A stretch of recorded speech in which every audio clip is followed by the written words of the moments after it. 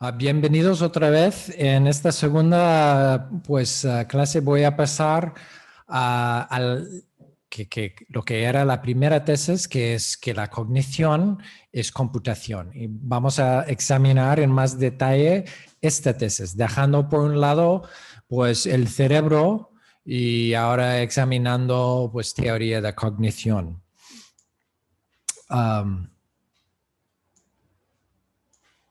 Y el título es ¿qué es la cognición si no la computación? Y eso viene de un artículo muy importante que vamos a comentar luego. Pues un libro muy interesante y muy recomendable, es corto y muy bueno, por un filósofo que también era médico y neurocientífico, que se llama Raymond Tallis. Creo que es inglés, es Why the Mind is Not a Computer. ¿Por qué la mente no es un ordenador? Y es un argumento muy claro y indica algo, yo creo, muy importante, que es, hay una tendencia en la neurociencia y también en la filosofía de la mente de hacer lo que él llama una transferencia doble, o doble transferencia. ¿Y qué ocurre? Pues empezamos con nuestra experiencia de una persona, que un usuario más un ordenador. Entonces, lo que puede hacer una persona con un ordenador, ¿no? Y el primer paso en la transferencia, entonces la primera es transferimos de este conjunto de persona más ordenador a un ordenador solo, lo que hace la persona con el ordenador. Y eso es el primer error, digamos, y es el más grande y lo más importante. Porque lo que quiere indicar es que hay muchas cosas que atribuimos a los ordenadores, esas capacidades, ¿no? Habilidades, funciones, que de verdad pertenecen al conjunto de la persona y el ordenador. Y dice que casi todo, de hecho, pertenece a este nivel de persona, el conjunto con la persona y el usuario con el ordenador. Y dice que es más o menos igual que el caso de un reloj, ¿no? Igual es una manera de hablar, se puede decir que es el reloj que dice la hora, ¿no? Pero él dice que no es el reloj que dice la hora, es una persona usando el reloj que dice la hora, ¿no? El reloj solo no dice nada. Y si es un reloj digital que dice que es mediodía y está de noche y no estamos en Antártica, pues le da igual al reloj, ¿no? Entonces, porque no tiene ni idea qué es el tiempo, ¿no? O la hora o lo que sea. Y lo interesante de este caso es que Raymond Tallis dice que el caso es igual con el ordenador. Incluso un calculador que tenemos hoy en día en un smartphone o lo que sea, dice que un calculador no calcula. Es un calculador más una persona que hace calculaciones. Y claro, con un calculador una persona puede hacer mucho más que lo que puede hacer una persona sola, ¿no? Pero es el conjunto que realiza la función. Pero si tenemos esta tendencia de transferencia, de pensar que no, es que el ordenador hace eso, ¿no? Hace calculaciones, ¿no? Dice la hora y mucho más. Si una vez tenemos este concepto, es mucho más fácil hacer el segundo paso, que es la transferencia de las capacidades del ordenador a la persona otra vez. Entonces, es como un paso adelante y otro detrás, porque volvemos a la persona pensando en la persona como un ordenador, pero con un concepto que Tales dice que ya es falso de que es un ordenador, porque este concepto de ordenador incluye lo que de verdad pertenece solo al conjunto de la persona en el ordenador. Y yo creo que, y él analiza todos los términos computacionales de la neurociencia usando más o menos este marco de interpretación. Y es muy interesante. Dice que es un abuso de términos. Pues hablar de información, etcétera, etcétera. Y muy interesante, muy recomendable. Pero viendo al grano, y lo que quiero decir es que sí, los ordenadores dependen de sus programadores y sus usuarios de manera bastante radical. Y eso es muy importante. En principio, estamos intentando pues fabricar ordenadores o robots más independientes. Pero la dependencia del ordenador es algo que igual es clave, ¿no? Y hay que tener en cuenta cuando hablamos de la inteligencia que es una mente. Por ejemplo, hoy en día es que las máquinas, los ordenadores, las redes no aprenden solos. Y luego vamos a hablar de aprendizaje supervisado y no supervisado. Y casi todo el aprendizaje que hacen las redes profundas hoy en día es aprendizaje supervisado, ¿no? Depende mucho de los que hacen los programas y los conjuntos de entrenamiento, etc. También no se implementan solos. Eso parece una tontería, pero se puede decir, por ejemplo, Deep Blue, este programa que ganó a Kasparov. Entonces, pues se puede decir que es el mejor jugador de ajedrez del mundo, ¿no? Pero no se juega a ajedrez solo. Es que no se levanta un día Deep Blue y dice, pues voy a jugar a ajedrez. Entonces, siempre depende de una persona que implemente pues el programa para hacer algo. Parece una tontería, pero la implementación de máquinas es una parte muy importante de su función. También es que no entienden el sentido de lo que hacen. Voy a hablar mucho más de eso enseguida, entonces voy a pasar un poco. También algo que parece una tontería, pero en mi opinión es lo más profundo. Es que no tienen motivación ninguna. Es que no les importa a los ordenadores, es decir, si funcionan bien o mal, o qué es su función o nada. Y eso parece, pero eso no tiene nada que ver con la inteligencia. O igual sí, ¿no? Pero es algo que yo creo debe llamar la atención, que ningún ordenador tiene ninguna motivación, ¿no? Entonces, resumiendo más o menos esta crítica, lo que puedo decir de los ordenadores es que no son agentes autónomos, no tienen autonomía ninguna. Nuestro objetivo es crear máquinas con autonomía, pero hoy en día dependen muchísimo de personas para su implementación, para también su programación, su aprendizaje, etcétera, etcétera. Y pues, ¿qué es la autonomía de verdad? ¿Y qué tiene que ver con la cognición? Pues para algunos es la fundación. Entonces, un sistema que no tiene autonomía no puede ser un sistema cognitivo. Algunos dicen que eso es clave, ¿no?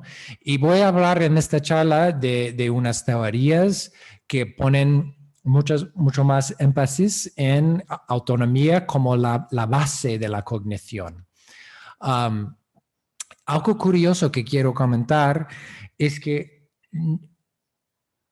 dentro del mundo de inteligencia artificial hay unos que intentan crear sistemas con autonomía. Y el más famoso de eso es Rodney Brooks, del famoso laboratorio de MIT. Y lo curioso, y él decía, todo eso de jugar ajedrez, todo eso es fácil.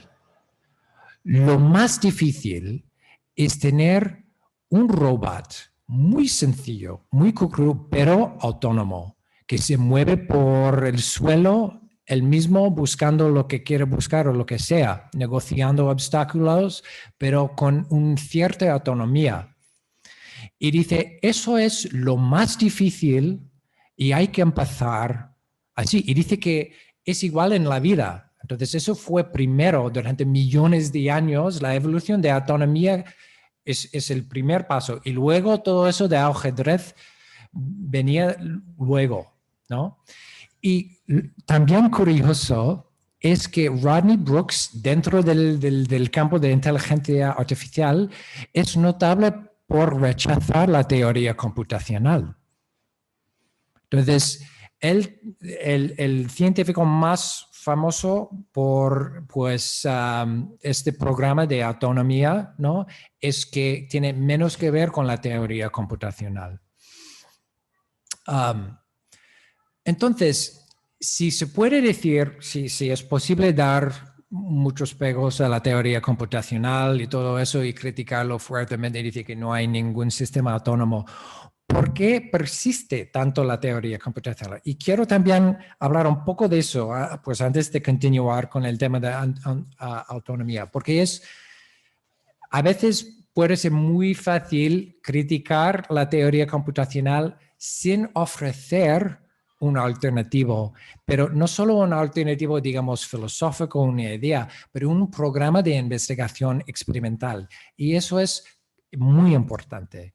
Y quiero solo indicar que requisitos para un programa de investigación científica es que es mucho más que una idea de qué es la cognición. Voy a hablar mucho de ideas en esta charla, pero hay que ir mucho más allá de una idea o una teoría.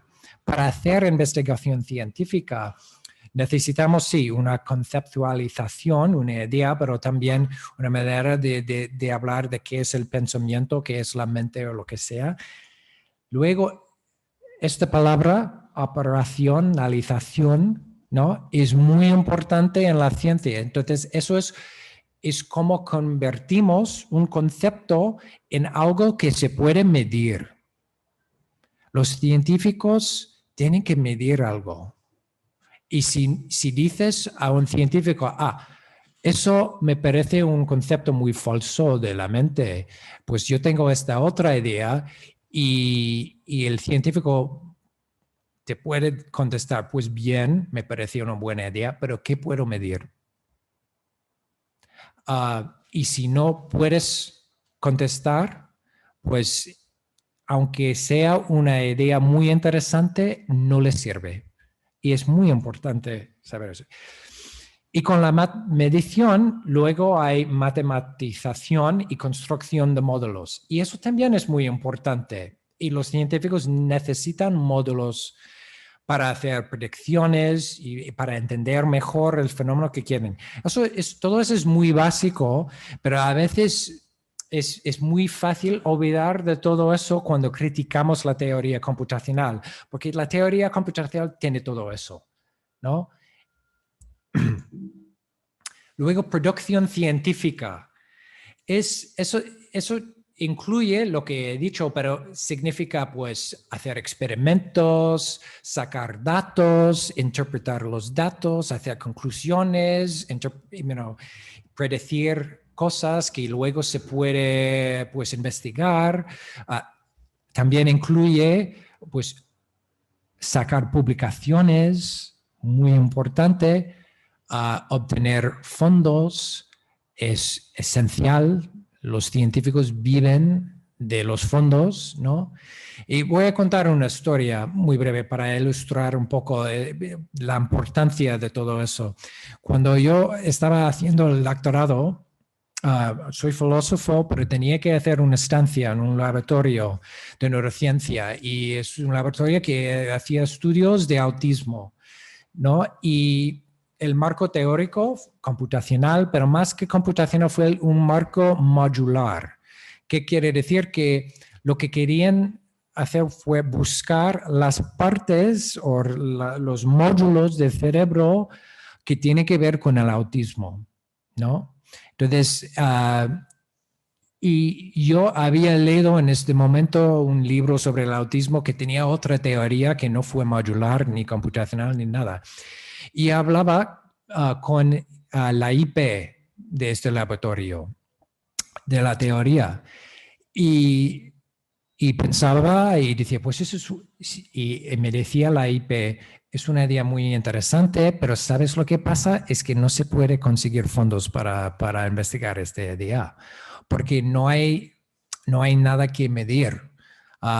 Y el marco que ella usaba en su laboratorio pues definía muy claramente cómo investigar el autismo a través de un proceso de investigación, pues buscando datos y todo eso.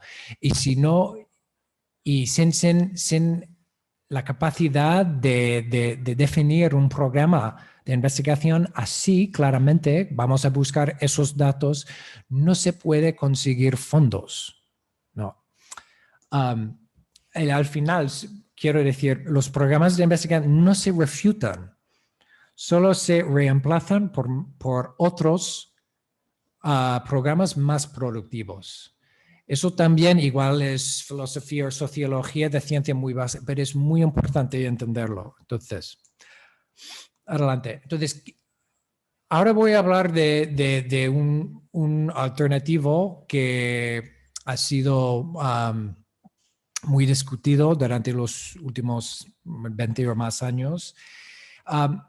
Y viene de bueno, tiene más historia de este artículo, pero este artículo ha sido como un punto de referencia para los debates sobre la teoría computacional y su relación con la cognición.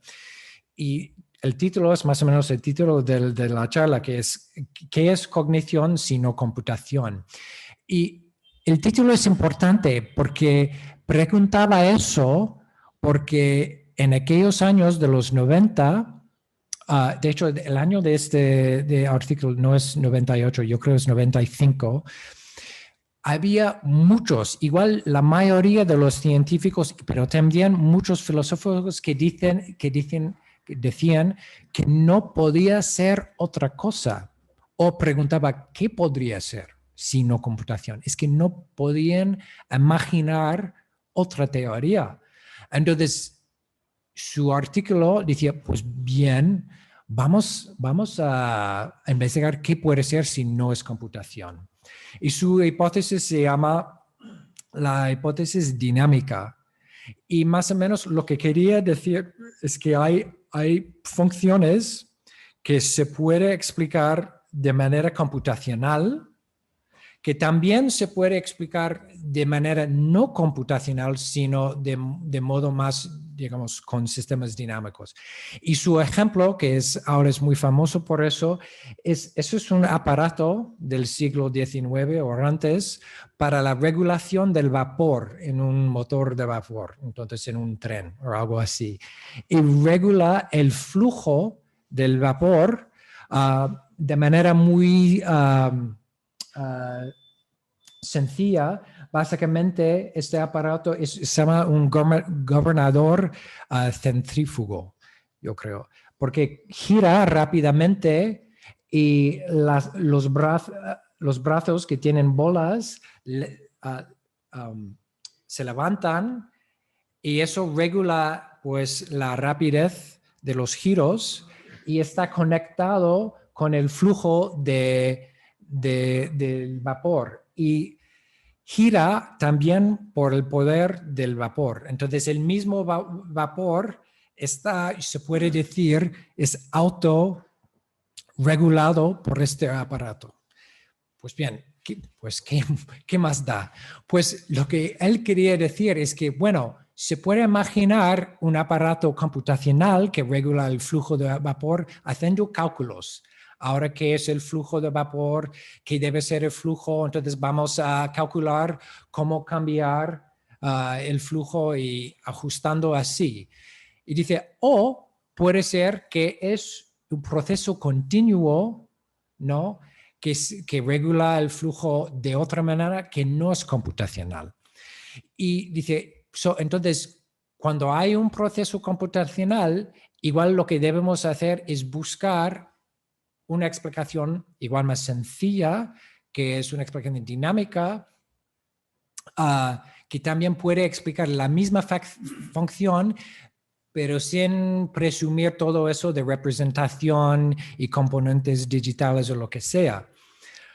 Y lo que dice que sistemas cognitivos se puede representar con modelos como sistemas con estados numéricos. Y la secuencia de los estados se puede especificar con una regla de evolución. Now, lo que quiero decir con y hay mucho a hablar de este tipo de sistema y se puede hablar de cognición así, pero básicamente sistemas dinámicos es una categoría enorme que incluye todos los sistemas computacionales, como fueron definidos en este otro artículo. Entonces, más o menos, ¿qué es lo que se quita cuando uno dice que vamos a hablar de sistemas dinámicos no computacionales? Pues, de hecho, no es fácil definir un sistema dinámico no computacional, pero por la definición que di antes, se puede decir lo que se quita es todo eso de los vehículos de computación, ¿no? Seguro que en un sistema dinámico no hay símbolos, ¿no? Y no hay que hablar de representaciones simbólicas, seguro. Entonces, más o menos es una manera de quitar mucho de equipaje de la teoría computacional, pero en otros sentidos no cambia mucho. Y eso es importante, porque no es claro que un sistema dinámico tiene autonomía, ¿no? Y muchos dicen que no pueden tener un sistema, aunque este sistema funciona para regular el flujo del vapor. No puedes decir que este sistema es un sistema autónomo, porque bueno, voy a explicar un poco más en lo siguiente. A ver, ok. Eso es una manera muy sencilla de representar un argumento de un filósofo. Se llama Mark Bickard, que escribió un artículo que básicamente repite el título del artículo de Van Gelder. Y dice, what could cognition be if not computation or connectionism or dynamics? Entonces, ¿qué puede ser cognición si no es computación, no es conexionismo y tampoco es sistemas dinámicos? Y pues, si voy al grano de su artículo, lo que indica aunque no habla de la autonomía, habla de lo que él considera es como el núcleo de la autonomía, que lo que él dice es la capacidad de un organismo de detectar errores sin supervisión, ¿no? Y dice, su término es error detectable por el organismo, or organism detectable error. Y eso es la manera que pensaba más sencilla de representar esta capacidad. Pues es un bebé comiendo algo que de repente que se da cuenta que algo no le gusta, ¿no? Hay algo aquí que no me gusta y no sé qué me estás dando con la cuchara, ¿no? Y aunque parece una tontería, solo esta capacidad de decir, eso no me gusta, quiero otra cosa, es una forma de error detectable por el mismo organismo, no por fuera, ¿no? Y él dice que para tener esta capacidad es necesario que el sistema cognitivo es capaz de generar sus propias normas, ¿no? Entonces dice que el problema de la cognición, de hecho en la naturaleza, es la emergencia de la normatividad, ¿no? La normatividad, en este caso, es algo, parece muy sencillo, pero es fundamental, que es lo que me gusta y no me gusta, ¿no? Son normas muy sencillas que tienen, si no todos los seres vivos, por lo menos todos los animales, nacen con esta normatividad interna.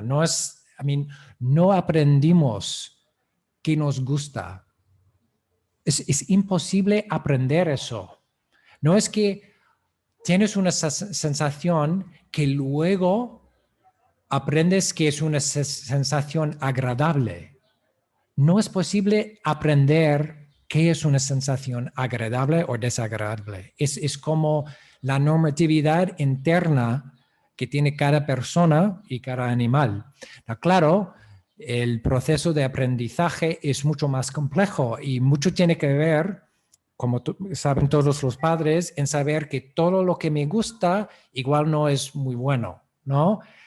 Pero, y ahí hay mucho juego, ¿no? Pero solo empezar con eso que yo tengo una norma que es me gusta o no me gusta, es un tipo de normatividad que no tiene ninguna máquina, ¿no? Y es la base del aprendizaje. El castigo y recompensa no es nada más que un sistema de aprendizaje basado en el gusto, ¿no? Entonces, una clave de autonomía es en normatividad, ¿no? Ahora vamos a hablar un poco más, un tema un poco más técnico, pero va al mismo punto de autonomía. Eso es el punto que de hecho mencionó al final de la última charla a Javier Sánchez Cañizares al respecto de sistemas que tienen como una regla, una fórmula para la transformación de los estados de input-output que cambia. Y si cambia esta regla, ¿qué pasa? ¿No? Y de hecho hay un término técnico para un sistema que cambia su ley de evolución o su regla de cambio, y es estacionariedad, ¿no? Es un término técnico, pero se puede hablar de sistemas que son estacionarios y no estacionarios. Y de hecho, una respuesta al artículo de Stefan Gelder sobre sistemas dinámicos fue escrito por un matemático, un científico alemán, que decía que da igual si hablamos de sistemas dinámicos no computacionales o sistemas dinámicos computacionales, todos son demasiado sencillos. ¿Por qué son demasiado sencillos? Dice, sistemas salvajes, y eso quiere decir sistemas orgánicos, no son, dice, non-stationary systems. Y dice que cambian sus reglas, y eso, aunque se puede definir qué es un sistema que hace eso, no se puede capturar su conducta con la matemática de hoy en día. Y dice, más o menos, un sistema, a non-stationary system, es un sistema que tiene un cambio no paramétrico de la distribución de sus estados o su ley dinámica. Es quiere decir que cambia su modo de cambiar, ¿no? Porque cada sistema dinámico es un modo de cambiar de un estado a otro, ¿no? Y tiene una ley que determina esos cambios.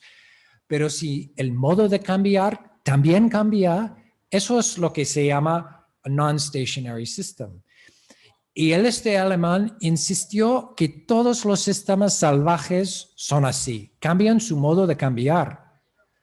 Y de hecho, algo muy interesante es 20 años después, otro filósofo y científico se llama Ezequiel Di Paolo, que tiene su grupo de investigación aquí en España, en San Sebastián, pues coge el mismo tema y dice que la posibilidad de cambio que es impredecible y cambia, dice, frame transforming, cambia el marco. Está hablando de cambiando básicamente pues todo lo que es el input y la regla de transformación.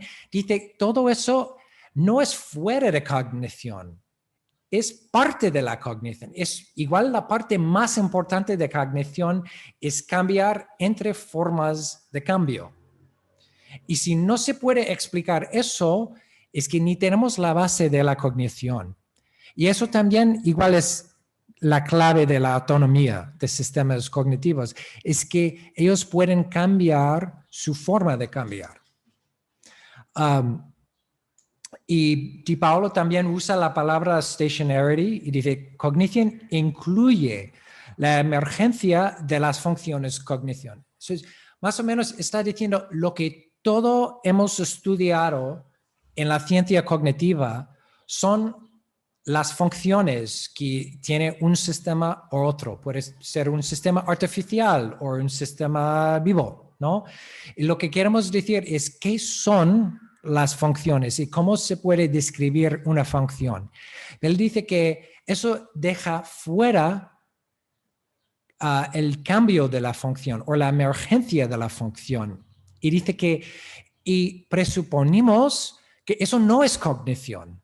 Eso es como la evolución o el desarrollo del organismo o es la construcción de un ordenador, pero no es la cognición. Él dice, no. Eso debe ser incluido en nuestro concepto de qué es la cognición. ¿Y cómo se hace? Pues Di Paolo pertenece a, digamos, una tradición de pensamiento sobre la cognición que se llama enactivismo. Enactivismo tiene una historia ahora de casi más o menos 30 años. Y este centro en San Sebastián, con Di Paolo, yo creo es uno de los mejores, es un líder en el mundo en esta forma de pensar en la cognición. Y no voy a entrar en mucho detalle, pero quiero indicar que es, digamos, algunos dicen, necesitamos otra metáfora, ¿no? Para la cognición. Si no es un ordenador, ¿cómo se puede pensar en la cognición de otra manera que también puede ser una metáfora, pero es otra? Y dice, bueno, igual pensamos en la cognición más como pensamos en la vida, ¿no? Entonces, hay una tesis que se llama la continuidad vida-mente, que dice que la cognición nace con la vida. No es que hay seres vivos que luego evolucionan procesos cognitivos. Ellos dicen que la vida es en sí un proceso cognitivo. Claro, se puede decir que hay un problema aquí porque tampoco se puede definir la vida.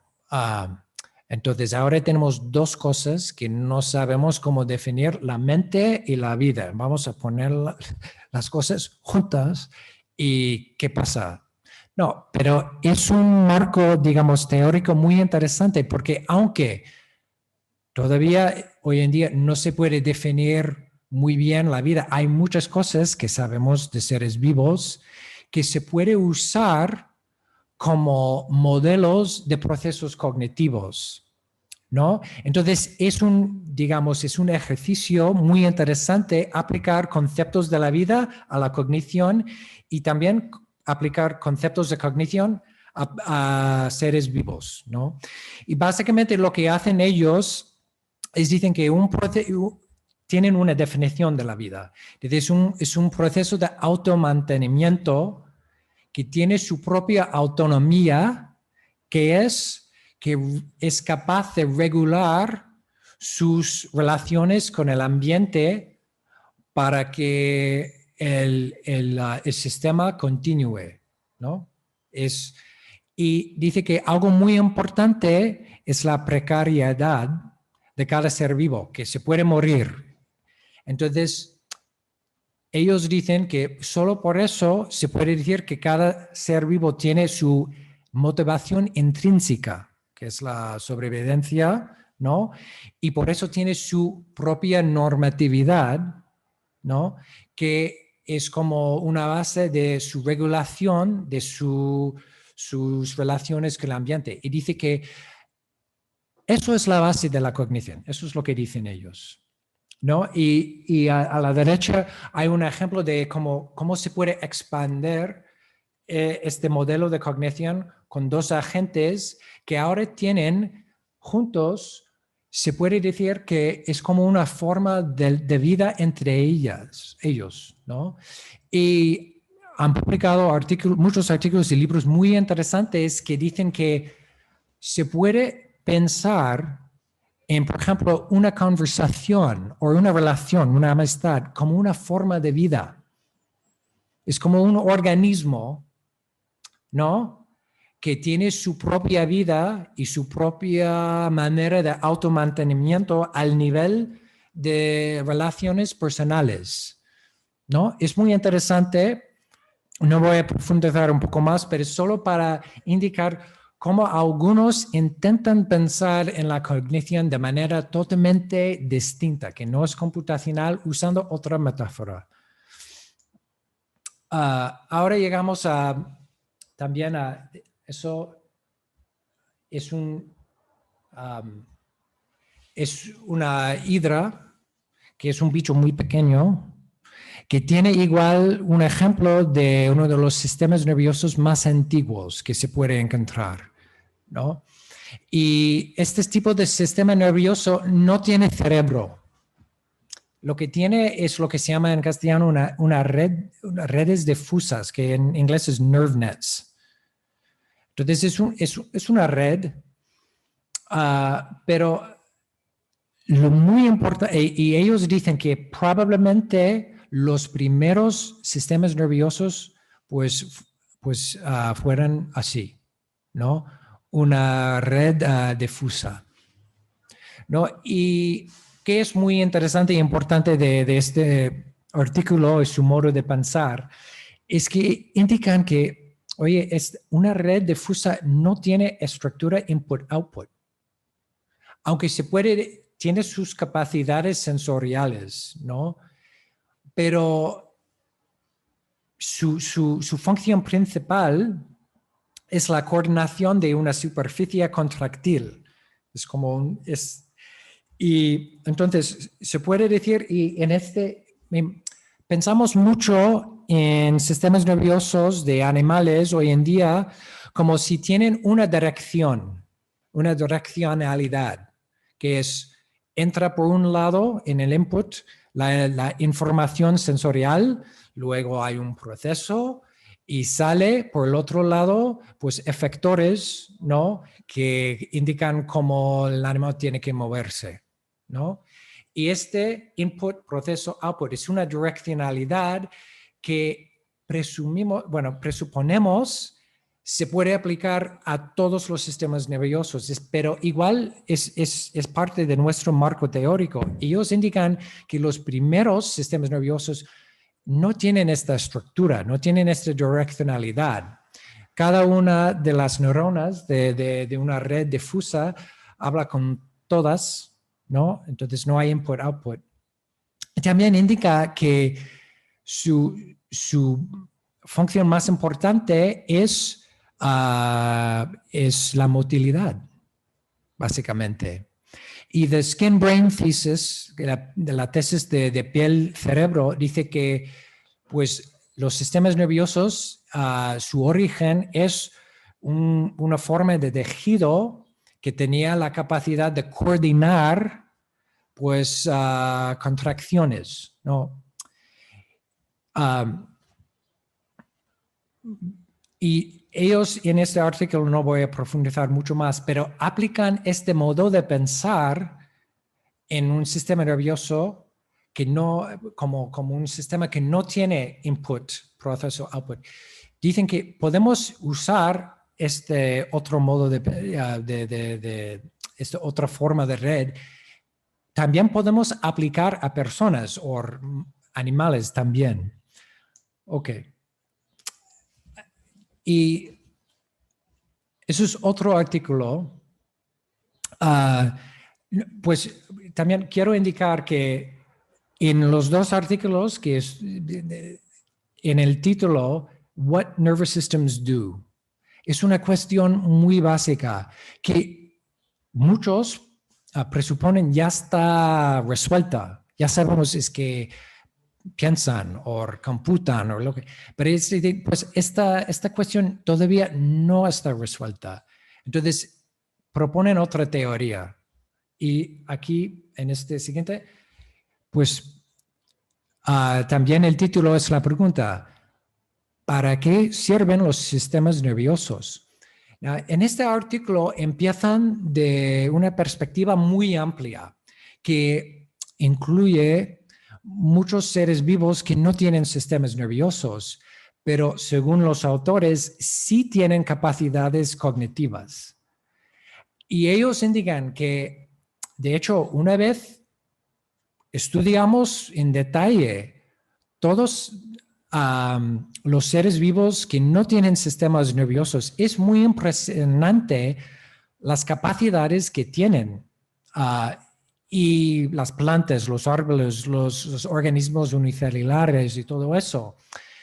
Entonces, si ellos pueden hacer tantas cosas sin un sistema nervioso, ¿para qué sirve un sistema nervioso? Ellos explican la cosa de la siguiente manera. Hablan de lo que más o menos es ellos llaman the specialization versatility trade-off. ¿Qué es eso? Hablan de una relación inversa entre la especialización y la versatilidad.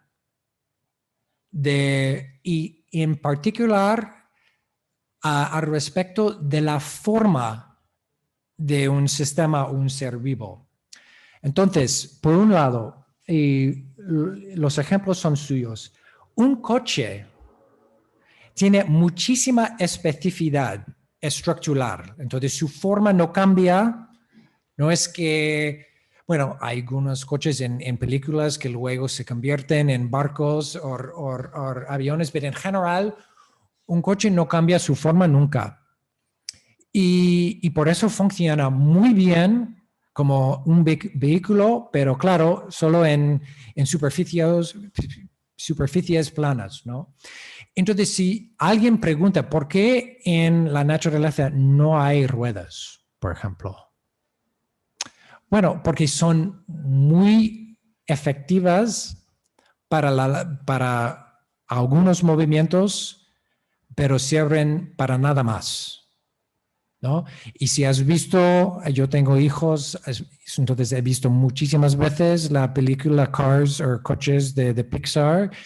Algo que me ocurre cuando es que cómo es que todos tienen ruedas, no tienen manos. Entonces yo no sé cómo hacen pues cualquier cosa. Es imposible con ruedas hacer nada más que correr, ¿no? Entonces, pero la película no explica eso.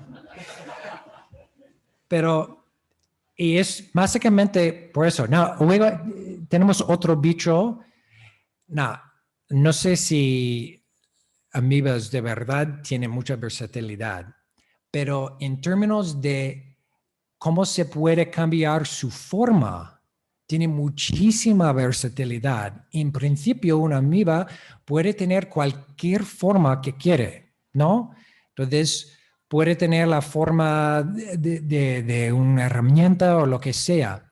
Entonces, es un modo de ilustrar el concepto.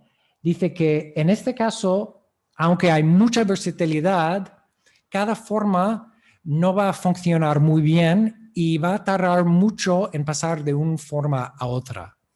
Luego, aquí ellos usan el ejemplo de un pingüino. Aquí tengo otro pájaro que yo creo es un cormorán, que es un tipo de pájaro que puede volar, puede andar, igual no muy bien, y también puede nadar, pero muy bien, abajo del agua. Hay muchos pájaros que pueden hacer eso. Y es algo tan evidente, pero lo que están indicando lo que es curioso es, en este caso, es la capacidad de hacer muchas cosas distintas cambiando la forma. ¿No? cuando pensamos en un animal cambiando la forma, pensamos en el crecimiento, que es importante, o alguna transformación más radical. Pero de verdad, cualquier movimiento es un cambio de forma, ¿no? Entonces, el hecho de todos los animales tienen una capacidad muy impresionante de cambiar su forma para hacer cosas o funciones distintas. Y se puede cambiar la forma así. Un pájaro está volando y entra en el agua y ahora está nadando. Y luego, pues un pingüino sale de agua y ahora está pues, andando. Entonces, esta capacidad de cambiar entre una función y otra, ellos dicen, eso es muy especial y solo se puede encontrar en los animales que tienen sistemas nerviosos y cerebros, es decir, cerebros. Entonces, no voy a hablar de todo eso, lo que dicen aquí, pero dicen que pues at any one time we can do indefinitely many things. Es que en cualquier momento los seres vivos, pero sobre todo los seres humanos, pero los seres vivos que tienen cerebros, pueden hacer pues un número indefinido de cosas. En cualquier momento son capaces. Y eso es una capacidad muy especial que no se puede describir con solo una función, como he dicho antes, ¿no? Es la capacidad de cambiar entre muchísimas funciones. Y así. Y el último punto que voy a hacer sobre este argumento es que ¿qué es detrás de esta capacidad de cambiar de de una función a otra? Y aquí puedo hablar de la termodinámica y ellos hablan de eso, voy a intentar explicarlo en términos más sencillos. Pero ayer Javier hablaba un poco de uno de los, digamos, misterios o puzzles o problemas del cerebro, que es, él dijo, es un gasto enorme de energía, ¿no? Y dos puntos. En comparación con un ordenador, los ordenadores también gastan mucha energía. De hecho, es un problema, ¿no? Porque generan mucho calor. Entonces, para que funcionen bien, hay que tener un sistema de aire, ¿no? Es muy importante. Pero en todos los ordenadores, esas características termodinámicas, en principio, deben ser totalmente separadas de las funciones del ordenador. Entonces, es muy importante para que funcione bien un ordenador que sus características termodinámicas no tienen nada que ver con sus funciones, ¿no? Y si se contaminan, se estropea la máquina, ¿no? Pero los seres vivos todos no son así. De hecho, sus características termodinámicas tienen mucho, igual todo que ver con sus capacidades funcionales. De hecho, las partes termodinámicas, digamos, los aspectos funcionales en seres vivos son unidas, ¿no? Y ahora, lo que están haciendo ellos ¿cómo se dice? Es una propuesta muy interesante, que es que, de hecho, los cerebros tienen una capacidad de aprovechar del flujo de energía que es muy singular, y es por eso que que un cerebro estoy hablando de cerebros y no de seres vivos, pero de esta capacidad de aprovechar del flujo de energía que permite un animal cambiar de una función a otra con rapidez. No. Y eso, más o menos, eso es lo que están diciendo, es que un cerebro en cada momento está dispuesto a gastar energía en un número indefinido de funciones. Entonces, está siempre dispuesto a gastar energía, pero en muchas maneras. Y eso es algo muy singular y es muy distinto de la computación. Y segundo punto, y eso encaja con lo que decía Javier sobre un principio básico de la biología, que es, muchos dicen que en principio un sistema biológico, si puede hacer una función con menos energía, siempre es mejor gastar menos energía. Y no digo que no es verdad este principio, pero detrás de este principio es un modo de pensar en la relación con el uso de energía y la vida. Y el tipo más básico es decir que, bueno, la energía es más o menos el coste de vivir y hay que pagar el coste, ¿no? Pero también, pues un paso más, muchos dicen que el problema más básico de la vida es el flujo de energía. La segunda ley termodinámica dice que siempre la entropía tiene que, pues, aumentar y no disminuir, ¿no? Y eso es como el problema más básico de la vida, porque eso significa que siempre gastando energía, los seres vivos, se puede decir, están amenizados por su destrucción, ¿no? Entonces tiene que buscar energía para pagar este coste, ¿no? Entonces la vida es una batalla constante contra la segunda ley de termodinámica. Eso es el modo de pensar, pues más extendido, ¿no? Ellos, de este artículo, piensan de otra manera. Dicen, no, porque en la naturaleza no solo es verdad que la segunda ley igual se aplica a todos los sistemas, pero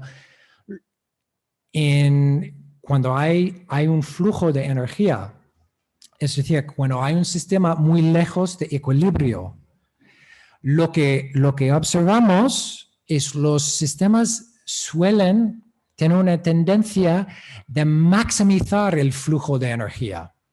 Y los seres vivos también. Entonces, y eso no tiene mucho sentido al principio, porque es como maximizar, eso significa en lugar de luchar contra la pérdida de energía, ¿no? Y crecimiento de entropía, están acelerando este proceso a lo máximo. Y si el objetivo es solo sobrevivir gastando el mínimo de energía posible, pues los seres vivos lo hacen muy mal. Porque de hecho gastan lo máximo posible. De hecho, un biólogo dijo que una bacteria es impresionante, es como un reactor nuclear, como gasta energía, pero son un bicho pequeño. Entonces, son muy eficaz en el gasto de energía. Ellos dicen que, bueno, eso es como, ¿de dónde viene la autonomía de los seres vivos? Viene de su capacidad de utilizar, es decir, aprovechar de esta tendencia de maximizar el flujo. ¿Por qué? Porque maximizando el flujo de energía es como se puede crear estructura más compleja. Entonces, la más complejidad que tiene pues un ser vivo, ¿no? Lo más energía que gasta, pero se puede poner en revés, diciendo que eso es lo que dicen ellos. Los sistemas nerviosos son para maximizar la producción de entropía, que es una afirmación bastante extraña, pero lo que están diciendo que es así es como los animales tienen tanta autonomía, es la capacidad de cambiar de una función y otra.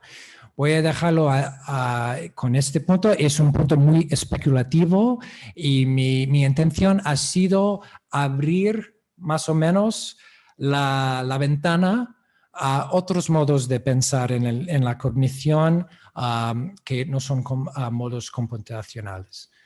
Gracias.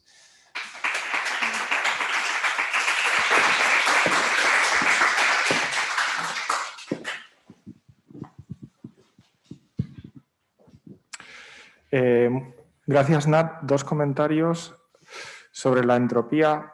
Me parece que esta propuesta lo que está diciendo, evidentemente, no se opone a la segunda ley, sino está diciendo que la segunda ley se está cumpliendo de un modo muy especial, que es con esa maximización del flujo de entropía.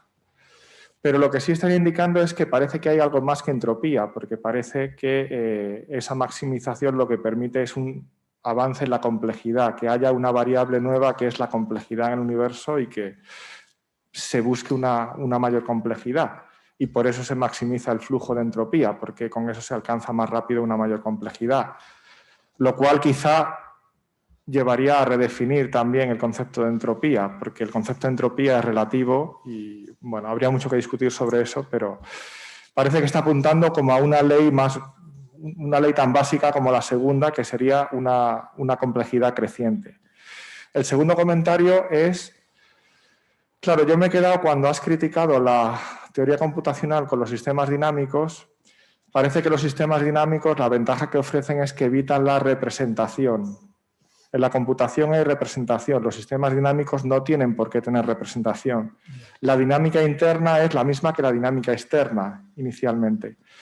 Pero me parece que es clave para entender lo que es la vida y para entender lo que es un sistema, que haya, mediante la misma dinámica, tengamos una dinámica evolutiva, como el resto del universo, y al mismo tiempo una representación de cómo el mundo es para ese sistema.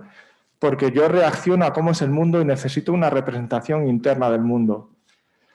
Y quería escuchar si tenías opinión sobre los trabajos de Carl Friston, porque Friston, precisamente con el principio de la energía libre, lo que dice es que hay, mediante la misma dinámica, yo estoy respondiendo evolutivamente, igual que hace el resto del universo, pero al mismo tiempo estoy minimizando mi sorpresa ante el mundo, ante cómo el mundo lo represento, se representa ante mí. Entonces, la cuestión es que la representación parece que es esencial para la cognición y no sé hasta qué punto está en estas nuevas teorías la representación del mundo. Gracias. Voy a responder primero a la segunda parte sobre la representación y luego a la primera parte sobre la segunda ley.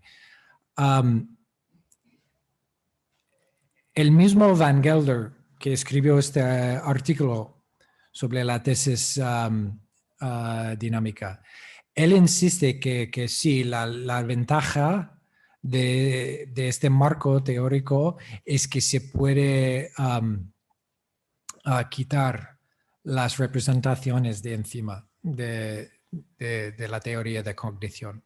Y hay muchos que están de acuerdo más o menos con este objetivo, que representación es un problema. Y de hecho, hay un corriente muy potente hoy en día de teoría de cognición que es anti-representacionalista, ¿no? Es decir,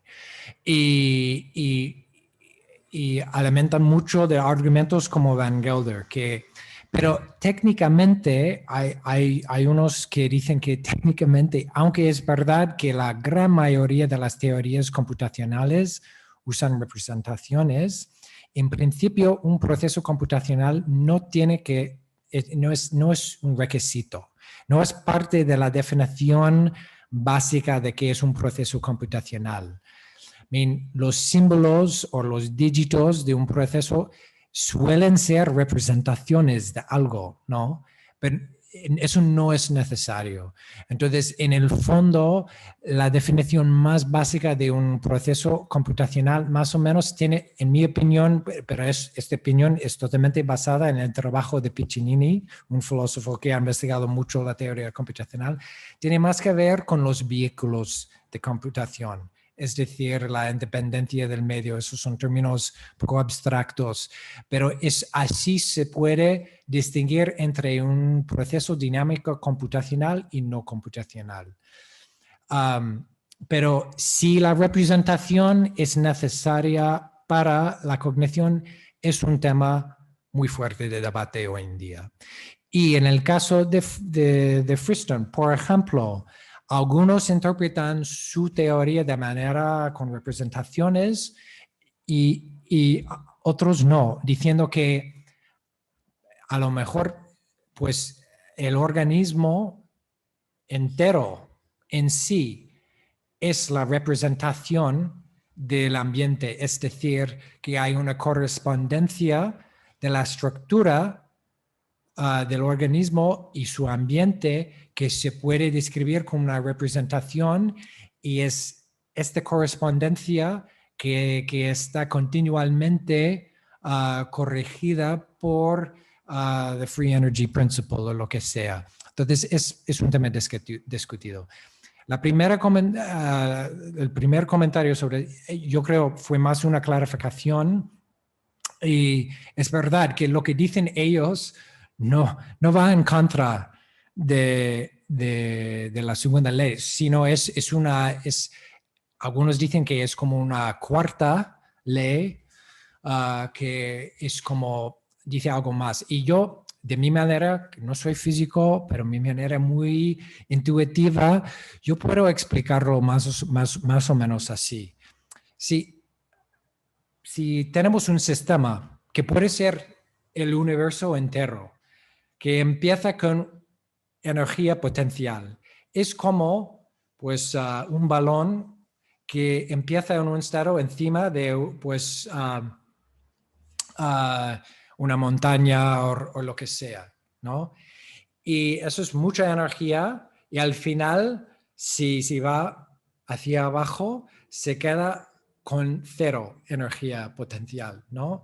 Entonces, se puede decir que un sistema siempre va a, pues, a gastar energía,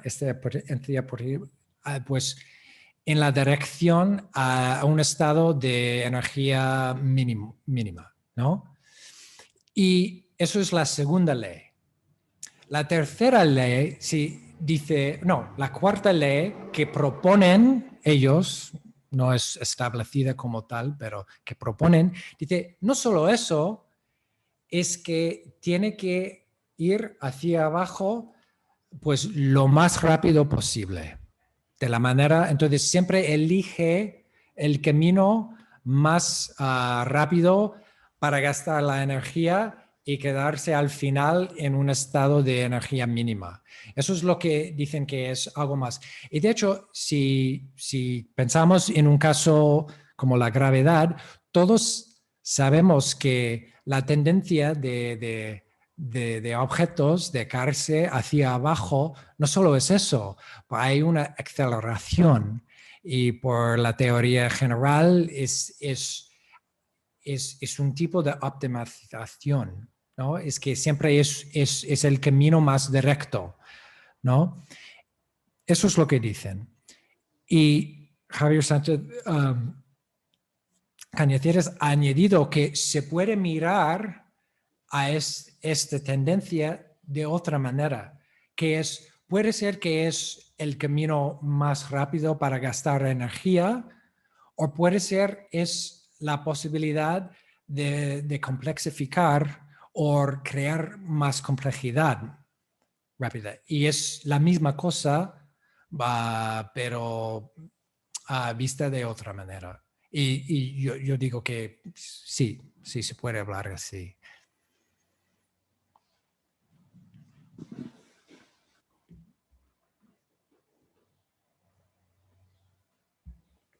Perfecto. No hay ninguna pregunta. Pues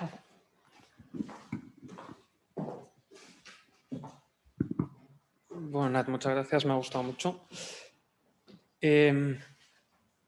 Justo después de la primera sesión le preguntaba a José Ignacio y a Juana Tana si era necesario, ¿no?, presuponer un agente autónomo para que haya cognición.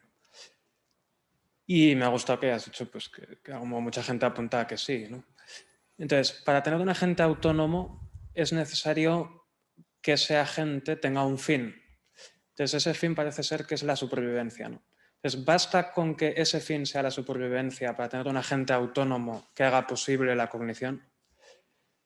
Y luego, ese fin a la supervivencia es programable o tiene que ser, o hay que llegar a él por evolución. Es decir, la historia de cómo se llega a conseguir ese sistema natural, a ese sistema que pretendemos que sea capaz de cognición, es constitutiva, ¿no? Esa historia es constitutiva de la naturaleza que tenemos ahí.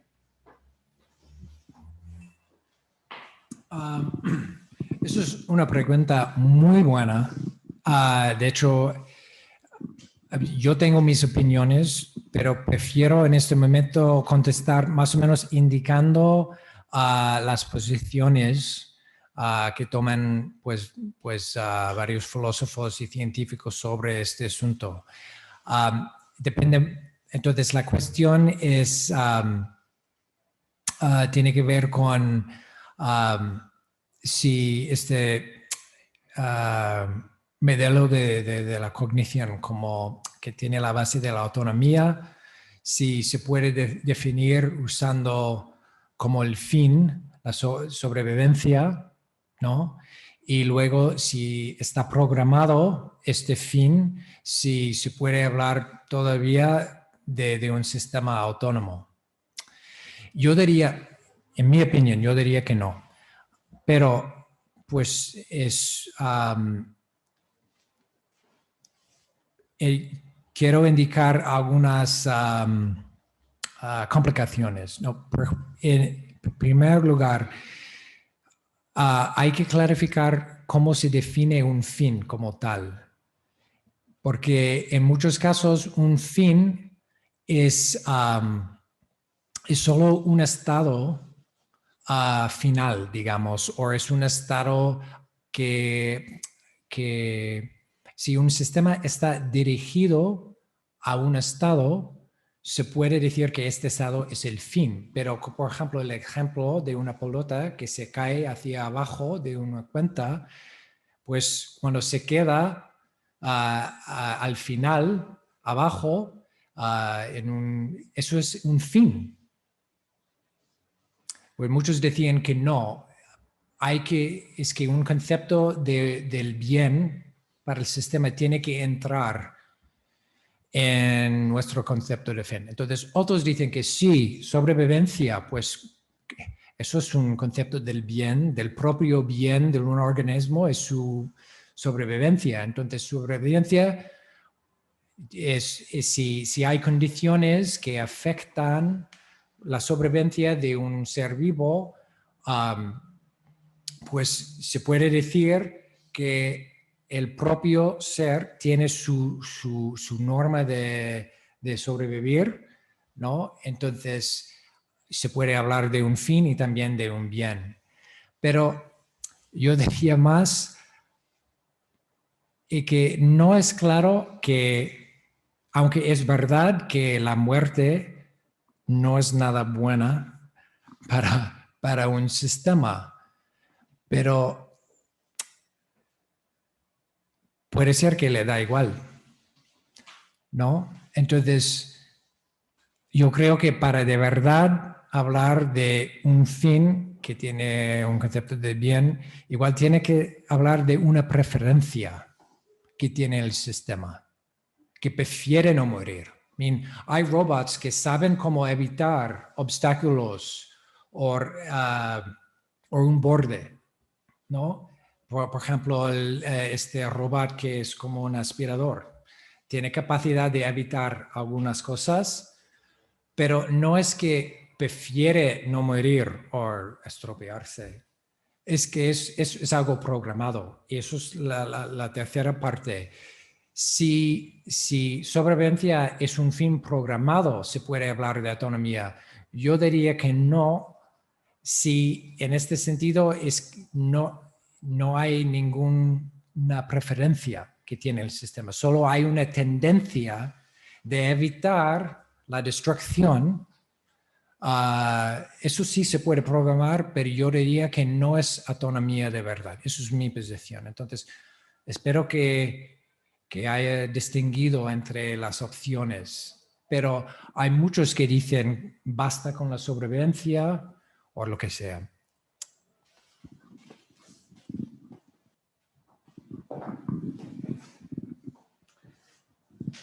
Bueno, yo simplemente un pequeño comentario respecto a esto que acabas de decir. Efectivamente, hablabas de tendencia. Me ha llamado la atención que después de haberse eliminado la noción de fines naturales en la ciencia moderna, ¿no? Que era una noción aristotélica, tal como lo has definido la noción de tendencia natural, ¿no? Cuando hablabas de la gravedad, cuando hablabas de cómo se llega, ¿no? O sea, y me parece también muy interesante que, claro, la tradición aristotélica distinguía entre las tendencias naturales, es decir, que hay tendencias, en la naturaleza no podemos entender el movimiento si no hay tendencias de los seres, pero decía también que distinguía entre la tendencia puramente natural, que explica los movimientos, y las tendencias ilícitas, decían, ¿no? Que son las tendencias que se dan con conocimiento. Y me parece que lo que tú has dicho sobre las preferencias también en este caso estaría muy alineado con lo que decía Aristóteles, porque efectivamente cuando aparece el conocimiento aparece la tendencia entre, o sea, lo que dice que la tendencia más básica es el amor, el placer, etcétera. O sea, ahí aparece, digamos, la preferencia del sistema y aparece el fin como de manera explícita. Entonces, pero yo no sé si las teorías que basan la vida simplemente en la autonomía son capaces de hacer esa distinción. Simplemente es un comentario, pero por si querías comentar algo. La distinción que Esto, perdona, presupone también una cierta distinción entre simplemente vivir y la cognición, ¿no? Que parece que, sin embargo, en estas teorías se tiende a unificar. Pero simplemente vivir en el sentido de simplemente persistir, es decir, evitar la destrucción o algo más. Estás diciendo que pensar es algo más porque tiene no solo un fin, pero... Ya, sí, sentir. Ya, por mi parte estoy de acuerdo que hay que tener, de hecho voy a hablar de eso en la tercera charla, se puede hablar del valor de muchas maneras, ¿no? Entonces, es fácil decir desde un punto de un observador que para este sistema el valor más importante es su sobrevivencia, porque claro, si no sobreviven ya no existe. Pero entonces, ¿por qué es tan evidente el valor de persistir? Es fácil caer en el error de presuponer que el sistema en sí es capaz de tener este valor, pero yo diría, bueno, es fácil programar, pero eso no es tener un valor de verdad. Hay una cierta sensibilidad hacia el valor que yo creo, es esencial. Eso es otra cosa. Yo creo que es más o menos lo que quieres indicar, es esta distinción. Ya. Perfecto, pues si os parece lo dejamos aquí. Tenemos 10 minutos de descanso y volvemos para la siguiente sesión.